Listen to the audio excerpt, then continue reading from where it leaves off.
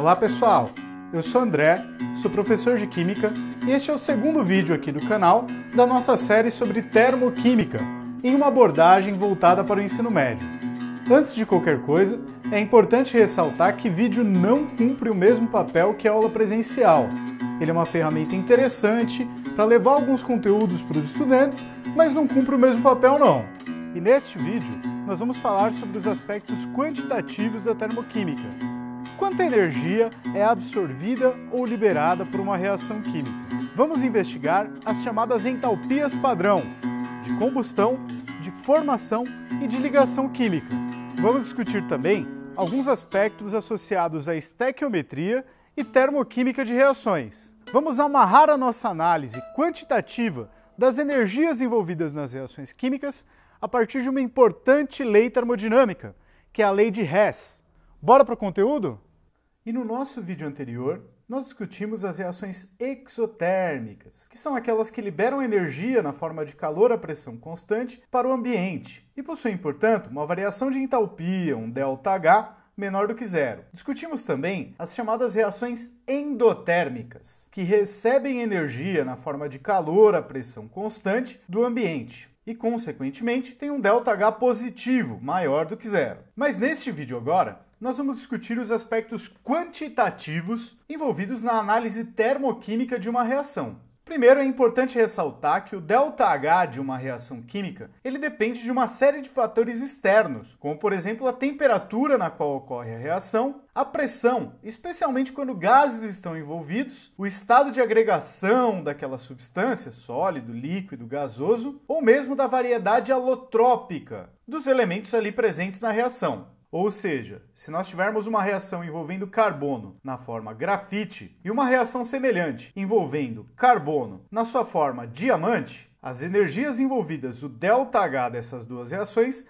necessariamente serão diferentes. Desta forma, nós sempre precisamos informar, quando apresentamos a energia envolvida em uma reação química, sua variação de entalpia, alguns parâmetros associados a essa reação, como, por exemplo, quais são os coeficientes estequiométricos e qual é a reação química balanceada da qual nós estamos falando. Repare que aqui nessa situação, diferente de quando nós fazíamos o balanceamento de equações químicas, onde a rigor qualquer múltiplo que eu fizesse da equação química balanceada era igualmente válido, aqui na termoquímica, se eu tiver apenas uma receita, um múltiplo dessa equação química, o resultado será diferente de se eu tiver, por exemplo, o dobro de A, o dobro de B, o dobro de C e o dobro de D. Já que a gente já pode imaginar que se, por exemplo, queima uma certa quantidade de etanol, de álcool, talvez 1 mol de álcool, a energia liberada será diferente de se eu queimar 2 mols ou 10 mols de álcool. É necessário também informar de alguma forma em qual temperatura e em qual pressão está ocorrendo aquela reação química. Só que normalmente é feita uma ressalva de que os dados são fornecidos na chamada condição padrão, que nós vamos discutir mais em detalhes logo à frente, que seria a pressão de um bar, igual o que nós vimos lá no nosso vídeo sobre a lei dos gases. Lembrando que um bar não é exatamente igual a uma atmosfera, apesar de ser muito próximo. Uma atmosfera, na verdade, corresponde a 1,01325 bar. Diferente do que nós vimos lá nos gases, nós não vamos atribuir uma temperatura como temperatura padrão. E lá no caso dos gases, a temperatura padrão era a temperatura de 0 graus Celsius. O que normalmente vai ser levado em conta aqui é uma temperatura, na verdade, de 25 graus Celsius. Mas, a rigor, a temperatura precisa ser explicitada quando nós damos o ΔH de uma reação química. Outra informação fundamental é o estado físico, o estado de agregação que nós vamos encontrar naquela substância. Por exemplo, nós precisamos dizer se a água está aparecendo como líquido ou se está aparecendo como vapor ou gás. No caso do ferro, que pode apresentar 3 estruturas diferentes para o estado sólido, nós precisamos dizer se estamos falando do ferro alfa ou ferrita, ou do ferro gama, austenita, ou mesmo do ferro delta. No exemplo do CO2, a gente precisa dizer se nós estamos falando do gás dióxido de carbono ou se nós estamos falando do gelo seco, que é o CO2 no estado sólido. É importante dizer também, quando nós tratamos de uma substância simples que apresenta variações alotrópicas, a qual forma nós estamos nos referindo, como por exemplo o carbono, que pode ser grafite ou pode ser diamante, ou uma série de outras formas. Ou também o oxigênio, que aparece como substância simples tanto como gás oxigênio, O2, como gás ozônio, O3. ou outros casos de alotropia também bastante conhecidos, como a alotropia do fósforo ou do enxofre. E por fim, a informação que se espera ver, na verdade, quando nós procuramos a análise termoquímica de uma equação química, que é o valor do seu ΔH. Este valor é fornecido em tabelas de dados, considerando as condições padrão para diversas reações químicas, mas ele também pode ser calculado teoricamente, como nós veremos mais adiante. E quando em química nós falamos em quantidades associadas a uma reação química, tem uma palavrinha que sempre aparece, que é a palavra estequiometria. E eu vou deixar o link aqui para vocês da playlist aqui do canal com os vídeos relacionados a esse tema.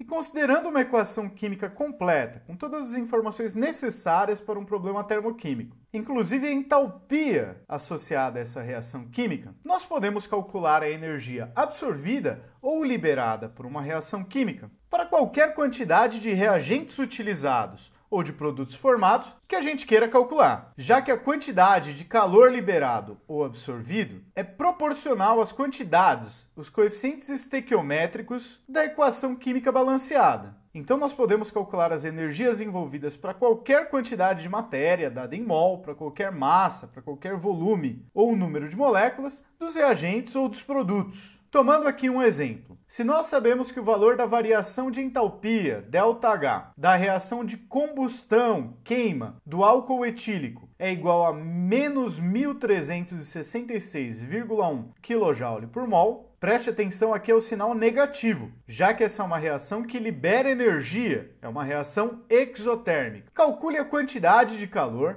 liberada na combustão total de 5 mols dessa substância. Então a informação que nós temos aqui do exercício é que para cada mol de álcool etílico queimado, a energia liberada é 1.366,1 kJ. Como energia liberada, esse ΔH é negativo. A equação química balanceada para a reação de combustão completa do etanol é dada pela reação do etanol, fórmula C2H6O, com o gás oxigênio O2, formando como produtos gás carbônico e água, com os respectivos coeficientes de balanceamento para a equação química. Repare que aqui, dentre as infinitas possibilidades de múltiplos dessa equação química balanceada, para nós é conveniente escolher o conjunto de coeficientes estequiométricos no qual o coeficiente do etanol seja 1, já que nós temos a energia envolvida na queima de 1 mol deste combustível. Então, para esta equação química do modo como está apresentada aqui, o ΔH será de menos 1.366,1 kJ, ou como nós estamos falando de 1 mol de etanol, menos 1.366,1 kJ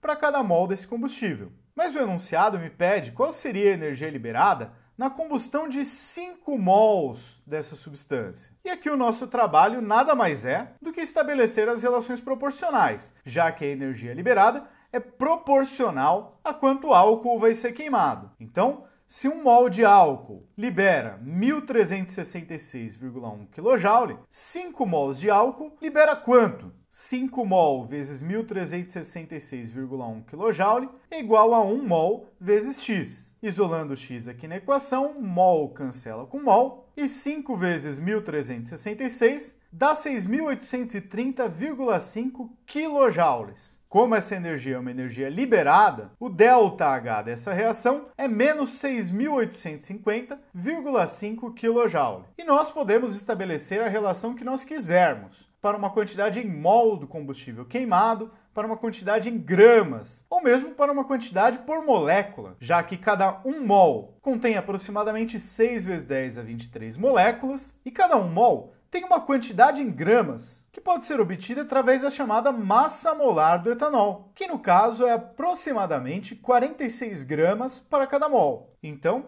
se 1 mol de etanol são 46 gramas, a queima de 46 gramas de etanol libera 1.366,1 kJ de energia. A quebra de 5 mols, que são 5 vezes 46, que dão 230 gramas, libera 6.850,5 kJ de energia. Em termos das moléculas, 6 vezes 10 a 23 moléculas liberariam 1.366,1 kJ e 6 vezes 5, 30 vezes 10 a 23, liberariam 6.850,5 kJ. E um típico problema envolvendo estequiometria e termoquímica juntos é o seguinte: eu tenho dois combustíveis, como por exemplo o metano e o octano. A entalpia padrão para a combustão do metano é 890,4 kJ por mol. Já a do octano é 5.411 kJ por mol. Do ponto de vista da relação entre a energia obtida pela queima e gases de efeito estufa, no caso específico CO2 emitido pela essa queima, qual dos dois combustíveis é mais eficiente? Ou seja, libera mais energia para uma mesma quantidade de CO2 produzida, sendo que o que a gente espera é que um combustível libere energia para a gente fazer as coisas andarem, funcionarem por aí, e que emita pouco gás de efeito estufa. Será que você consegue calcular qual dos dois seria melhor nesse caso? E esse tipo de exercício, além de ser muito comum de aparecer em provas, toca numa questão fundamental, que é a contribuição das atividades humanas para o aquecimento global. Esse tipo de análise pode ajudar a gente a pensar como minimizar um pouco os efeitos nocivos das nossas atividades para o nosso planeta. Mas não dê bobeira não.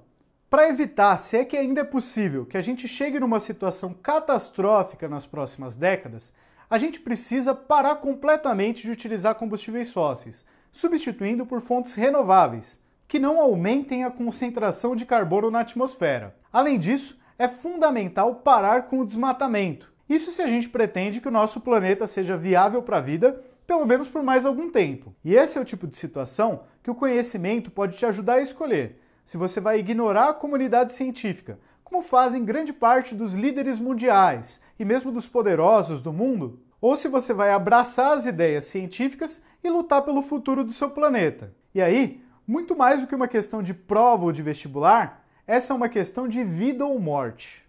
Para falar um pouquinho mais das tais condições padrão que eu citei agora há pouco, essas condições são estabelecidas para facilitar a vida de nós que acabamos tendo que calcular as energias envolvidas em um determinado processo físico-químico. Deste modo, são feitos diversos experimentos medindo o calor envolvido em reações químicas e são organizadas tabelas de dados com as variações de entalpia, ΔH, de um enorme número de reações. Só que como essas entalpias, elas dependem das condições como temperatura e pressão, por exemplo, para que não tivesse que ter infinitas tabelas com dados, elas são dadas em certas condições padrão. E aqui para termoquímico, que é padronizado mesmo, é a pressão, que deve ser a pressão de um bar, e o valor da temperatura, a rigor, deveria ser informado na tabela. Mas normalmente é a temperatura de 25 graus Celsius, ou aproximadamente 298 Kelvin. Mas que tipo de reações costumam ter esses dados tabelados? Afinal, a diversidade de reações químicas que podem acontecer são imensas. E como nós veremos mais adiante, eu não preciso conhecer o ΔH de todas as reações, já que eu posso calcular o ΔH de algumas a partir dos valores obtidos para outras reações químicas. Mas uma variação de entalpia, que é uma informação de bastante interesse, portanto é comum encontrarmos tabelas, são as chamadas reações de combustão. E é muito comum nós encontrarmos um dado chamado entalpia padrão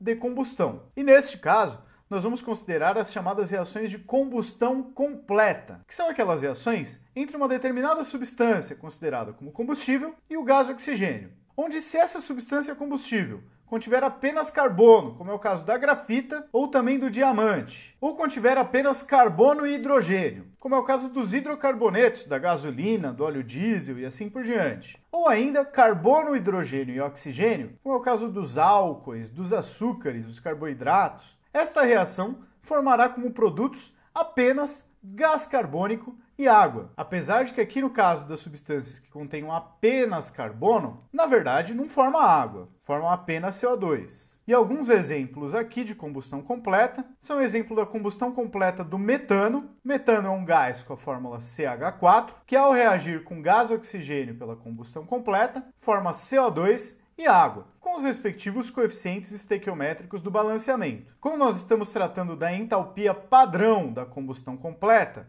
o pressuposto aqui é que eu terei uma pressão igual a 1 bar. E se por um acaso os dados obtidos foram a temperatura de 25 graus Celsius, tanto as substâncias reagentes como as substâncias do produto devem aparecer na reação química, que que apresenta o valor de ΔH no estado físico respectivo que aquela substância apresenta naquela temperatura. O metano é um gás a temperatura ambiente, o gás oxigênio também, o CO2 também, mas a água é um líquido, diferente do que nós imaginamos geralmente em uma combustão. Se eu boto um combustível ali para queimar, ainda mais nas temperaturas altas de queima, nós encontramos na verdade a água como vapor. Mas se esse ΔH vale para uma temperatura de 25 graus Celsius, a água não é vapor, a água é líquida. Para a reação química da forma que está escrita aqui, o ΔH padrão de combustão é menos 890,4 kJ para cada mol do combustível. A entalpia padrão de combustão é sempre representada considerando a combustão de 1 mol da substância combustível. Um outro exemplo é a combustão completa do etanol. O etanol que tem fórmula C2H6O. A temperatura de 25 graus Celsius está no estado líquido. Ao reagir com 3 mols de O2 no estado gasoso, forma 2 mols de CO2 e 3 mols de água, também representada aqui no estado líquido, dada que a temperatura é de 25 graus Celsius. Para esta reação, o ΔH de combustão padrão é menos 1.366,1 kJ para cada mol de etanol. A entalpia padrão de combustão é o ΔH nas condições padrão, envolvido na combustão completa de 1 mol daquela substância combustível.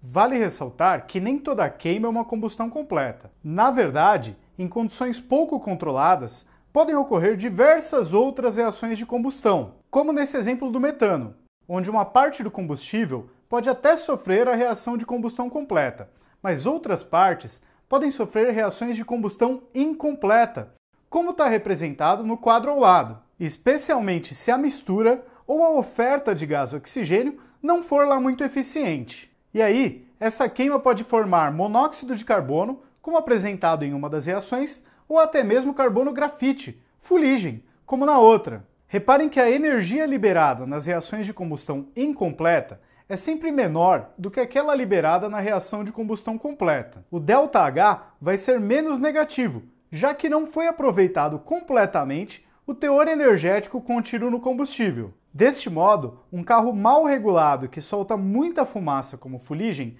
é menos econômico do que um carro bem regulado, onde a maior parte do combustível vai sofrer combustão completa, já que o carro fumacento vai acabar tendo um menor aproveitamento do teor energético dos combustíveis que ele queimar.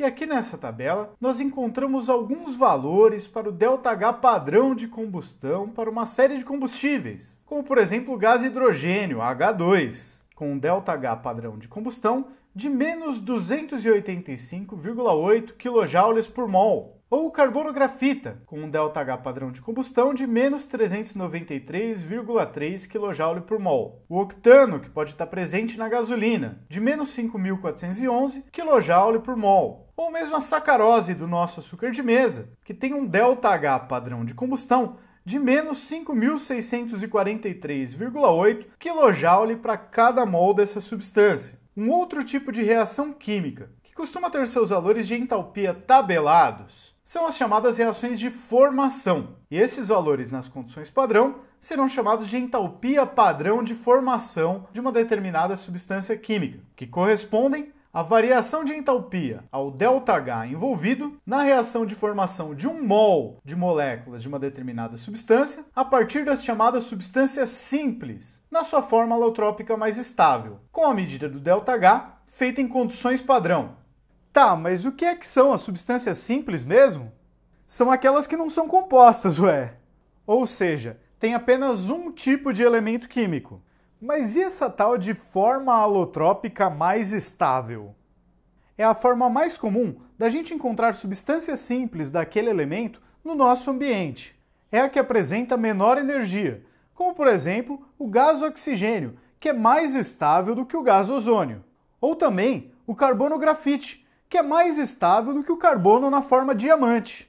E alguns exemplos aqui são a reação de formação da água. Para eu formar água, H2O, eu preciso dos elementos hidrogênio e oxigênio. Desta forma, eu preciso da substância simples que contenha o elemento hidrogênio na sua forma mais estável, que neste caso seria o gás hidrogênio, H2. como reagente. Para formar água, eu preciso também do oxigênio. E o elemento oxigênio aparece como substância simples na sua forma mais estável, como gás oxigênio, O2, e não como ozônio. Como a entalpia padrão de formação da água envolve a formação de 1 mol dessa substância, após fazer o balanceamento da equação química, eu devo escolher o conjunto de coeficientes estequiométricos, de coeficientes de balanceamento, mantendo a proporção que a equação fica balanceada, mas que forme como produto apenas 1 mol de água. E para formar água a partir de gás hidrogênio e gás oxigênio, é liberada energia. O ΔH dessa reação é menos 68,3 quilocalorias. Afinal, a gente está queimando hidrogênio aqui. Tá, mas se a substância simples, na sua forma mais estável, é aquela que eu tenho que usar como reagentes para as reações de formação, quanto que será que é a energia necessária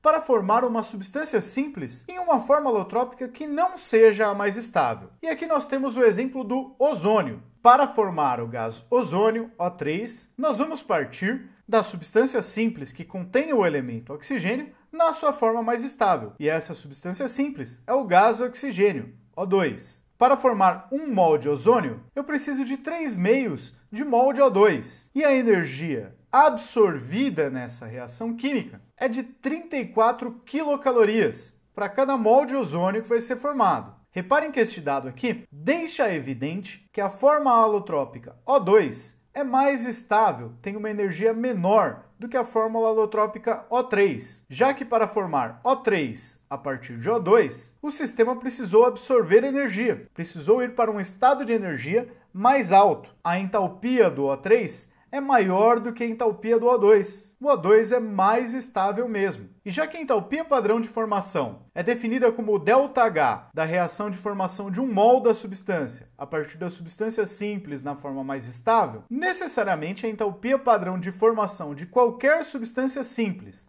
na forma mais estável, em condições padrão, vai ser 0. E aqui alguns exemplos. Eu quero montar a equação de formação da substância O2, gás oxigênio. A reação de formação é aquela que parte como reagentes da substância simples na forma mais estável. Mas a substância simples na forma mais estável que contém oxigênio é o próprio O2. E uma reação química que tem 1 mol de O2 como reagente e 1 mol de O2 como produto, na verdade não é reação química nenhuma. Não aconteceu nada, não houve transformação. Consequentemente, não foi absorvida e nem liberada energia nesse processo. O mesmo valendo para a grafita. Se eu quero formar 1 mol de grafita a partir da substância simples que contenha carbono na sua forma mais estável, o reagente também será grafita. E a transformação de 1 mol de grafita em 1 mol de grafita não é transformação coisa nenhuma. Nada aconteceu. O ΔH para esse processo é 0. A entalpia de formação da substância simples na sua forma mais estável é 0.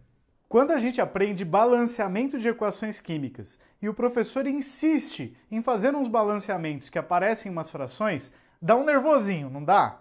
Poxa, se qualquer múltiplo da equação química balanceada vale, por que usar a bendita da fração?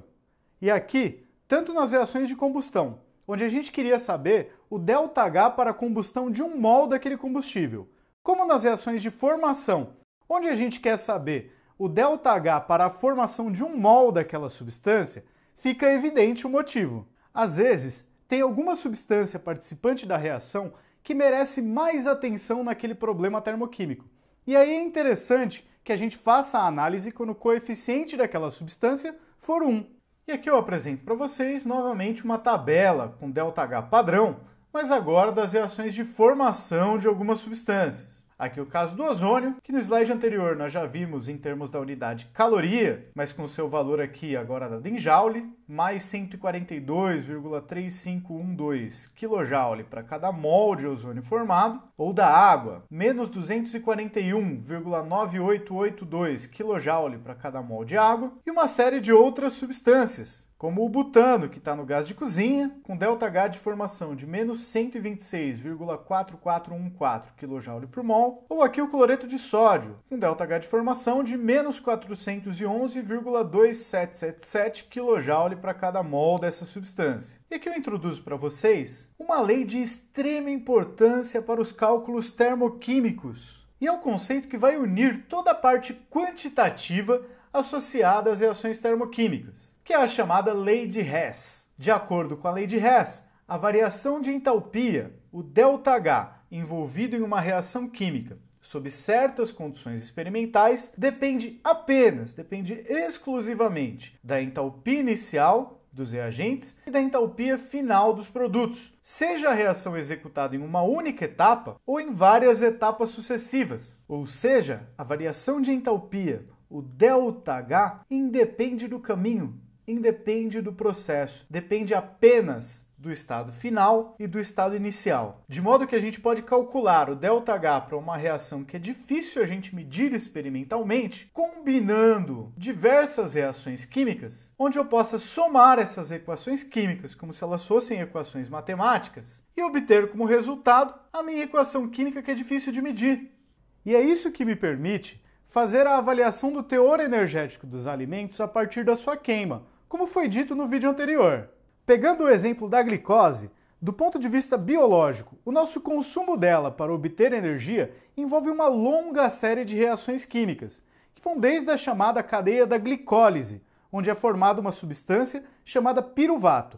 Esta substância, por sua vez, entra no chamado ciclo de Krebs, também conhecido como ciclo do ácido cítrico ou ciclo do ácido tricarboxílico. Só que no fim das contas, a soma desse monte de equações químicas envolvidas resulta em uma equação química muito simples, como que acontece na combustão da glicose, onde 1 mol de glicose, C6H12O6, reage com 6 mols de gás oxigênio, formando 6 mols de CO2 e 6 mols de água. E aí, se o estado final é igual nos dois casos, e o estado inicial também é igual nos dois casos, então o ΔH vai ser o mesmo. E para pegar um exemplo aqui, imagine que eu queira calcular a energia envolvida na reação de combustão incompleta de 2 mols de grafita. Reparem que medir experimentalmente a energia envolvida nessa reação não é tão simples assim. Não há como garantir que uma parte da grafita não acabe tendo mais contato com o oxigênio e sofra outra reação, a reação de combustão completa, formando CO2. Deste modo, determinar experimentalmente o ΔH dessa reação não é lá uma coisa muito praticável, muito simples de se fazer. Por outro lado, em condições especiais, em uma alta pressão de gás oxigênio, por exemplo, ou sob a presença do ácido sulfúrico como catalisador, eu possivelmente consigo calcular qual que é o ΔH, qual que é a variação de entalpia, para a reação da combustão completa da grafita, representado aqui como 1 mol de grafita mais 1 mol de O2, formando 1 mol de CO2. E o ΔH para essa reação pode ser medido, e é de menos 94,1 quilocalorias. E uma outra reação que eu posso fazer é a seguinte: se eu fiz uma queima pouco controlada, que produziu monóxido de carbono, eu posso separar esse monóxido de carbono, esse CO, pelos métodos de separação de mistura, destilação fracionada, liquefação fracionada no caso de gases, e obter uma amostra de monóxido de carbono. Essa amostra de monóxido de carbono pode ser quantificada, pode ser pesada e pode ser botada para queimar na presença de O2, medindo assim o ΔH da reação do monóxido de carbono, CO, com o O2, formando CO2. E o ΔH desta reação é menos 135,4 quilocalorias para cada 2 mols de CO utilizados como reagentes. E a partir de uma combinação da equação 1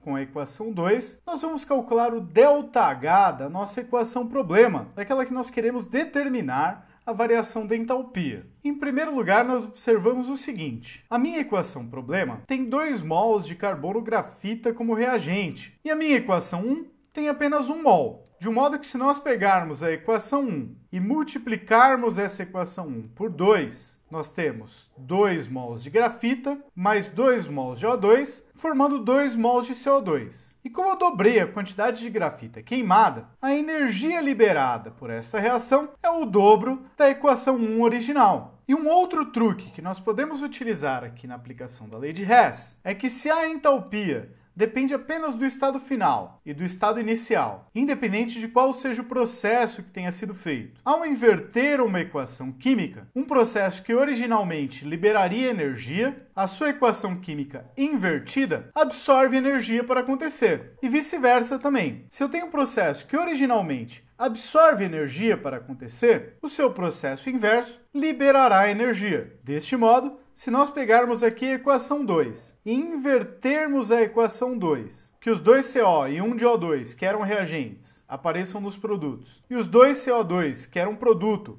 apareçam aqui no reagente, o ΔH dessa reação química invertida terá o mesmo módulo que da reação química 2 original, mas com o sinal trocado. A reação original era exotérmica, a reação invertida tem o mesmo valor de ΔH, só que endotérmico, com o sistema absorvendo energia. Deste modo, assim como na minha equação problema, que eu tinha 2 monóxidos de carbono como produto, na equação 2 invertida eu também terei os 2CO como produto. E desta forma, será que ao somar a equação 1 dobrada com a equação 2 invertida, eu obtenho a minha equação problema? E aí nós temos o seguinte, a equação 1 dobrada tem 2O2 como reagente, e a equação 2 invertida tem 1O2 como produto. No balanço total disso daqui, eu cancelo 1O2 de reagente da equação 1 dobrada com o O2 de produto da equação 2 invertida. Já com relação ao CO2, a equação 1 dobrada produzia 2 mols de CO2 e a equação 2 invertida consumia 2 mols de CO2. Cancelando os 2 CO2 produzidos pela equação 1 dobrada com os 2 CO2 consumidos pela equação 2 invertida, a gente se livra do CO2 que não aparece na equação problema, sobrando apenas como reagente 2 de grafita e 1 de O2,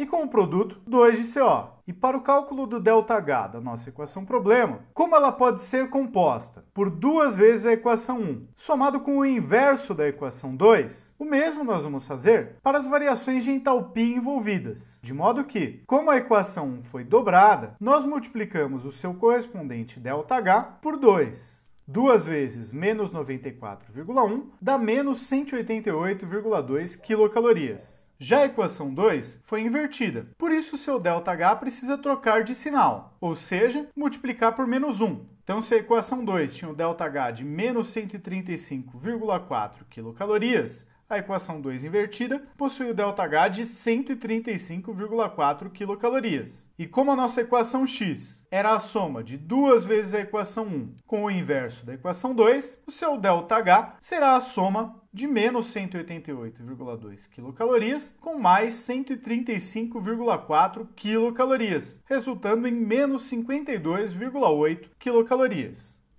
Agora pense no seguinte, se a reação da combustão da glicose é 1 mol de glicose, C6H12O6, mais 6 mols de O2, formando 6 mols de CO2 e 6 mols de água, o que será que é a reação inversa, hein? Que será, hein? E se você pensou na fotossíntese, você acertou, é isso mesmo. A combustão da glicose é exotérmica, libera energia, tem ΔH negativo.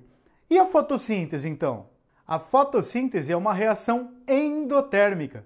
Precisa absorver energia na forma de calor a pressão constante do ambiente para poder acontecer. E além de precisar absorver calor para acontecer, a fotossíntese também é desfavorecida do ponto de vista da entropia, que a gente estuda lá em termodinâmica, na física, já que ela transforma um monte de moléculas que estão espalhadas pelo ambiente em glicose extremamente concentrada, além de um pouquinho de O2 também.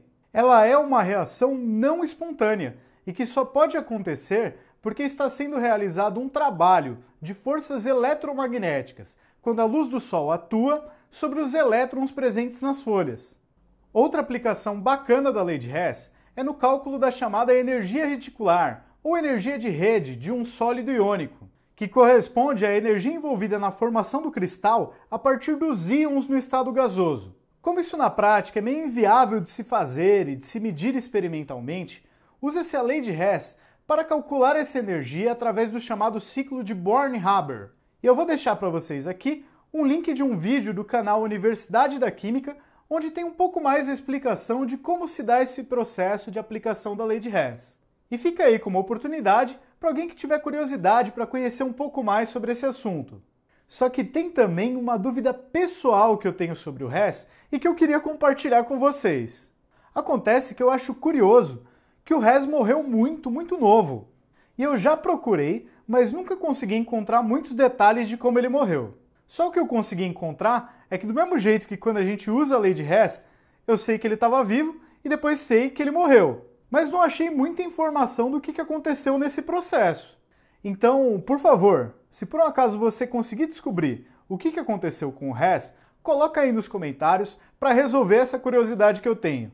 E uma outra consequência da lei de Hess é que nós podemos calcular o ΔH de reações químicas a partir das entalpias de formação das substâncias que estão envolvidas nela, tanto dos reagentes como dos produtos. Imagine a seguinte reação bem genérica. Eu tenho A mols do reagente A mais B mols do reagente B, formando C mols do reagente C e D mols do reagente D, onde esses coeficientes aqui em vermelho são os coeficientes de balanceamento da equação química. Supondo que eu tenha o ΔH de formação de cada uma dessas substâncias envolvidas, substância A, substância B, C e D, eu posso calcular o ΔH da reação da seguinte forma. Se eu quisesse formar A mols do reagente A e B mols do reagente B, a entalpia de formação associada à formação desses reagentes seria o coeficiente A vezes o ΔH de formação do reagente A, no estado padrão, mais o coeficiente B vezes o ΔH de formação do reagente B, também no estado padrão. Se eu quisesse, por outro lado, formar os produtos, o ΔH para formar esses produtos seria C vezes o ΔH de formação padrão de C, mais D vezes o ΔH de formação de D. E para calcular o ΔH da reação,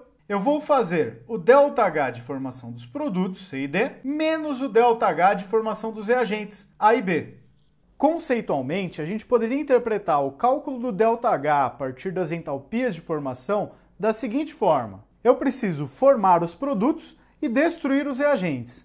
Deste modo, eu precisaria somar as entalpias de formação dos produtos que vão aparecer e somar também as entalpias de reações de destruição dos reagentes. Só que eu não conheço nada disso de entalpias de destruição. Eu só conheço entalpias de formação.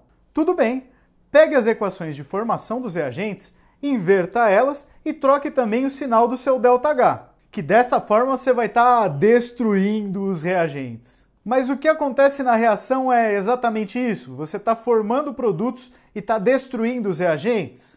Na verdade não, né? Mas se o que eu tenho no final e o que eu tenho no início é correspondente para esse processo imaginário, então a lei de Hess me permite calcular o ΔH da reação desta forma. E para aplicar aqui o cálculo do ΔH a partir das entalpias de formação a um exemplo, vamos pegar aqui aquela transformação que acontece nas siderúrgicas, onde eu tenho a reação de Fe2O3, que está presente no minério hematita, com o monóxido de carbono, que vem normalmente da queima ali do carvão mineral, para obter ferro metálico e gás carbônico, CO2. A equação química balanceada para o processo é Fe2O3 no estado sólido, 1 mol dele, mais 3 mols de monóxido de carbono gás, formando 2 mols de ferro no estado sólido e 3 mols de CO2 como produtos. E os dados do exercício dão para a gente também o ΔH de formação do Fe2O3, que é menos 196,5 quilocalorias por mol, o ΔH de formação do CO, monóxido de carbono, que é menos 26,4 quilocalorias por mol, e o ΔH de formação do CO2, que é menos 94,1 quilocalorias por mol. Bom, das 4 substâncias envolvidas, eu tenho o ΔH de 3 delas. Mas por que será que o exercício não me dá o ΔH de formação do ferro no estado sólido? E aqui vale a pena a gente lembrar que, por definição, a entalpia padrão de formação de qualquer substância simples na sua forma alotrópica mais estável, nas condições padrão, é zero. Por isso que não foi dada pelo exercício, porque é um pressuposto que a gente saiba que é zero. Então aqui o ΔH de formação nas condições padrão do ferro no estado sólido é igual a zero por definição. E como eu tenho entalpias de formação dos produtos menos entalpia de formação dos reagentes, e na equação química balanceada eu formo 2 mols de ferro no estado sólido, eu tenho 2 vezes o ΔH de formação do ferro no estado sólido, mais 3 vezes o ΔH de formação do gás carbônico, do CO2. Esses dois termos somados dão o ΔH de formação dos produtos. Disso vai ter que ser subtraído o ΔH de formação dos reagentes, que é uma vez o ΔH de formação do Fe2O3, mais 3 vezes o ΔH de formação do monóxido de carbono, CO. Substituindo os valores dados ali pelo exercício, 2 vezes 0, que é o ΔH de formação do ferro no estado sólido, mais 3 vezes menos 94,1, que é o ΔH de formação do dióxido de carbono, CO2, menos, entre colchetes ali, o ΔH de formação dos reagentes. Uma vez menos 196,5, que é o ΔH de formação da Fe2O3, e 3 vezes menos 26,4 quilocalorias, que é o ΔH de formação do monóxido de carbono, CO. Reparem que aqui os sinais, menos 94,1, menos 94,1, menos 196,5, menos 196,5, menos 26,4, menos 26,4, são os sinais correspondentes à reação de formação. E a única diferença entre reagentes e produto está neste sinal de menos, que se repete aqui, de um modo que com esse sinal aqui já se dá a inversão do sinal das entalpias de formação daqueles que são reagentes. Somando todas as contribuições, o ΔH da reação será de menos 6,6 quilocalorias. E do mesmo modo que nós fizemos para calcular a variação de entalpia a partir do ΔH de formação das substâncias envolvidas, aqui para calcular o ΔH a partir da quebra e formação de ligações, nós também vamos pegar um caminho um pouco diferente do que realmente acontece na reação química. Cada reação química tem seu próprio mecanismo de acontecer. Algumas das ligações são quebradas e outras ligações são formadas. No entanto, nós vamos nos apoiar novamente na lei de Hess para supor um caminho pouco convencional, que seria o seguinte: eu vou supor que todas as ligações químicas envolvidas nos reagentes sejam quebradas, produzindo átomos isolados, e posteriormente esses átomos se rearranjam formando novas ligações químicas. Como se eu desmontasse completamente as moléculas dos reagentes e montasse de novo formando os produtos. Não é o caminho que a reação química realmente ocorre, mas como pela lei de Hess, a variação de entalpia independe do caminho, se eu tenho os mesmos reagentes de partida e os mesmos produtos formados, eu posso calcular meu ΔH dessa forma. Lembrando o seguinte, na primeira etapa, que eu vou quebrar todas as ligações dos reagentes, o processo é totalmente endotérmico. Para quebrar uma ligação química, o sistema sempre precisa receber energia do ambiente para ir para um estado de energia mais alto, onde os átomos não estão ligados, e, portanto, na quebra das ligações dos reagentes, o ΔH é sempre positivo, sempre maior que zero, e, posteriormente, quando eu for juntar os átomos para produzir os produtos, haverá a formação de ligação química. Quando há a formação de ligação química, o meu sistema, aquele conjunto de átomos, vai para um estado de menor energia, liberando energia para o ambiente, e, portanto, essa segunda etapa tem um ΔH menor do que zero. Uma outra decorrência do fato de que o ΔH é sempre final menos inicial e de que ao inverter uma equação química, o que muda na verdade é só o sinal do ΔH, é que a energia necessária para romper uma ligação química corresponde à energia que é liberada quando uma ligação equivalente àquela é formada novamente. E o conceito que nós vamos utilizar aqui para calcular o ΔH a partir da quebra e da formação de ligações é o conceito de energia de ligação, que é uma medida da entalpia, da variação de entalpia média necessária para romper 1 mol de determinado tipo de ligação, obtendo como produto os átomos envolvidos na fase gasosa. E os valores de energia de ligação vão sempre ser dados em módulo, já que quando eu for utilizar para romper, eu vou ter que considerar que o sistema absorve energia, então que é positivo, e quando eu for utilizar o valor para formar uma ligação, o sistema vai liberar energia, e eu vou ter que usar um valor negativo para o ΔH. Para pegar um exemplo aqui, se eu tenho uma molécula de gás hidrogênio, H2, no estado gasoso, e eu quebro a ligação entre esses dois átomos de hidrogênio, para que a ligação seja quebrada, o sistema precisa absorver a energia, e absorverá uma energia correspondente a 104,2 quilocalorias para cada mol de ligações quebradas. Então, se eu tenho 1 mol de H2, será 104,2 quilocalorias. Por outro lado, se eu penso no processo inverso, eu tenho um átomo de hidrogênio e outro átomo de hidrogênio não ligados entre si. E eu penso no processo da ligação entre eles sendo formada, de um modo que eu formo uma ligação covalente entre esses dois átomos de hidrogênio. Nesse segundo processo,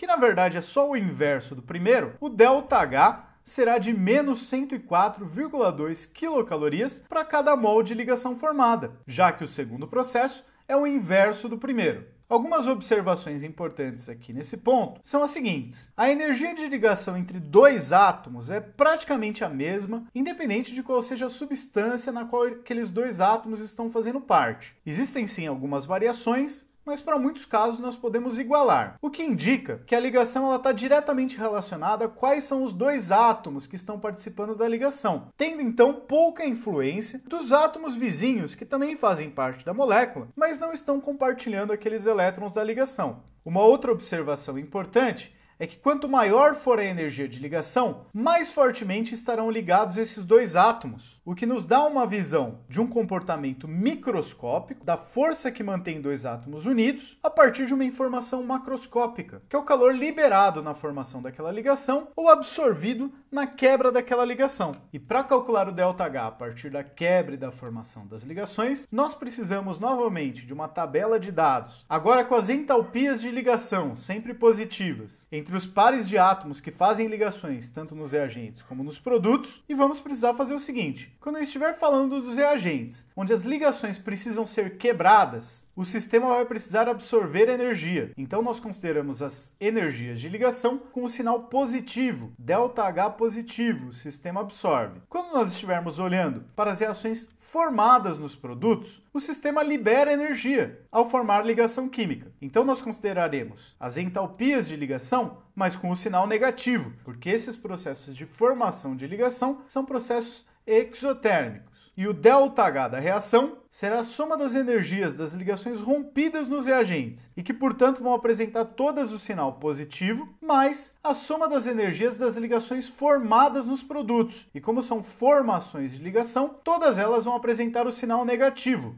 Para pegar um exemplo aqui, vamos considerar a reação de adição de gás cloro ao hidrocarboneto eteno, formando como produto a substância chamada de 1,2 de cloroetano. Eu preciso como dados para resolver esse exercício a partir da quebra e da formação de ligações, da energia de ligação associada às ligações entre carbono e hidrogênio, que eu tenho aqui, da energia da ligação dupla carbono-carbono, que eu também tenho como dado aqui, da energia de ligação cloro-cloro, além da energia de ligação carbono-cloro, e da energia de ligação simples entre dois carbonos, carbono-carbono. E nós vamos analisar primeiro a quebra das ligações presentes nos reagentes, como se esse processo se desse nessas duas etapas. Então, para quebrar todas as ligações envolvidas nos reagentes, eu preciso quebrar 4 ligações entre carbono e hidrogênio. Deste modo, tenho 4 vezes, com o sinal positivo, a energia de ligação carbono-hidrogênio. Preciso quebrar uma ligação dupla entre dois carbonos, então novamente com o sinal positivo, uma vez a energia de ligação dupla carbono-carbono, e preciso quebrar também uma ligação cloro-cloro, mais uma vez a energia de ligação cloro-cloro. Somando 4 ligações hidrogênio-carbono quebradas, são 4 vezes mais 98,8 quilocalorias. Uma ligação dupla carbono-carbono quebrada dá uma vez 146,8 quilocalorias, e uma ligação cloro-cloro quebrada dá uma vez 58 quilocalorias. E a soma da energia absorvida pelo sistema para quebrar as ligações dos reagentes dá 600 quilocalorias, correspondendo a um ΔH de mais 600 quilocalorias. Olhando agora para as ligações formadas nos produtos, imaginando que nós já tínhamos os átomos separados ali, eu vou precisar formar